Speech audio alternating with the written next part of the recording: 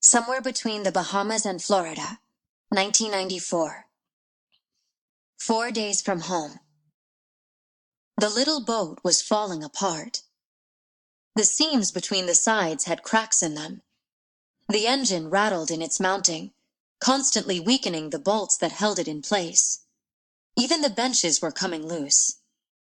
Only Castro hadn't cracked. He stared up at Isabel as stern and confident as ever, commanding her to fight against the impossible and win. But it was hard to fight against the inevitable. The water in the boat was almost to Isabel's knees. She and the others worked sluggishly in the blazing hot Caribbean sun to scoop, pitch, but water was seeping in as fast as they could bail it. The boat was sinking. Every empty water bottle and gasoline can had been tucked up under a bench to help keep them afloat. But if they didn't reach Florida soon, they were all going to drown.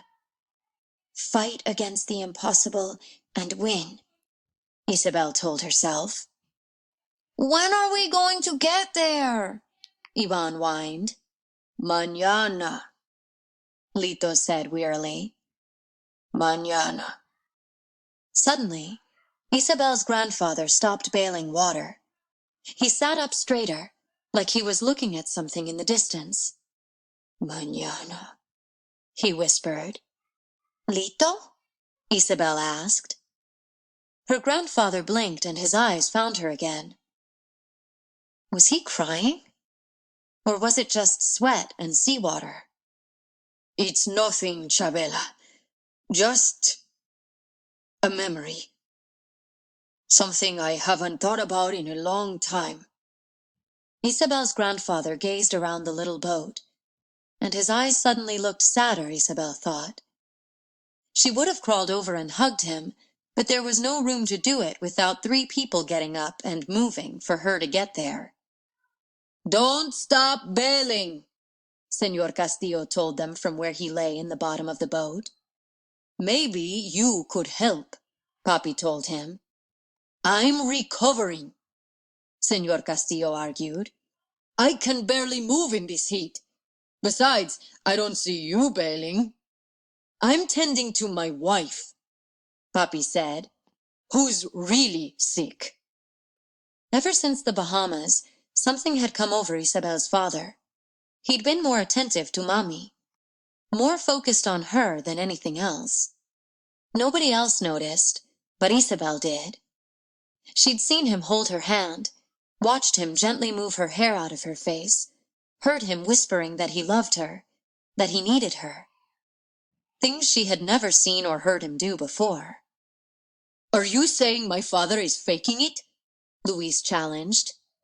I'm just saying it's very nice for him that everybody else is keeping this metal coffin afloat, while he sits back and relaxes, Papi said. You wouldn't even have this metal coffin if I hadn't built it. I'm not sure if built is the right word, Señora Castillo said, trying to pull 2 of the side pieces back together. Cobbled is more like it. Ivan and Señor Castillo erupted at the same time. We did the best we could, Ivan yelled. Oh, now you're telling us how to build things? Señor Castillo said. Where were you and Luis when we were up all night putting this thing together, eh? You were at your law office, doing God knows what. Isabel shrank in her seat and put her hands over her ears.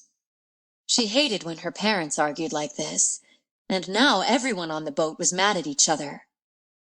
I was helping people, Señora Castillo told her husband. You've never appreciated what I do. And what was I supposed to do?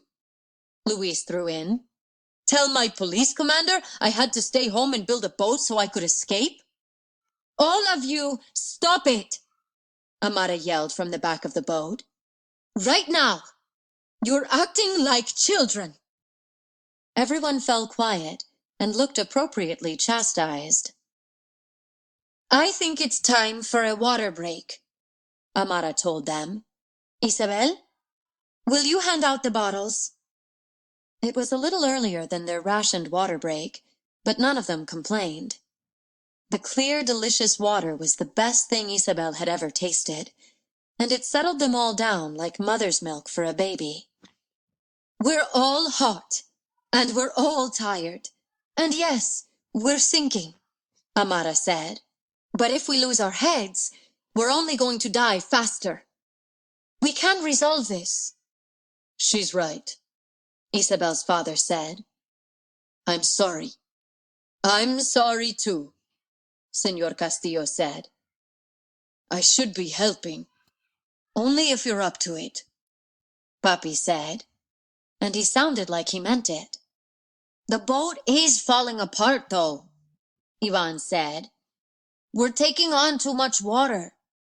We have too much weight," Señora Castillo said. She was right, but what could they lose? There was just the engine, the fuel, the food and water, and the 9 of them. "What if 1 or 2 of us slipped out into the water at a time?" Papi suggested. "They could hang on to the boat. Floating in the water alongside would help take some of the weight away. But it would drag on the boat, slow us down," Luis said. "But it might keep the boat afloat longer," Señor Castillo said. "I think we should try it," Amara said. "We'll take turns in the water. It'll keep us cooler, too." And right now, Isabel thought, cooler heads just might be the most important thing of all.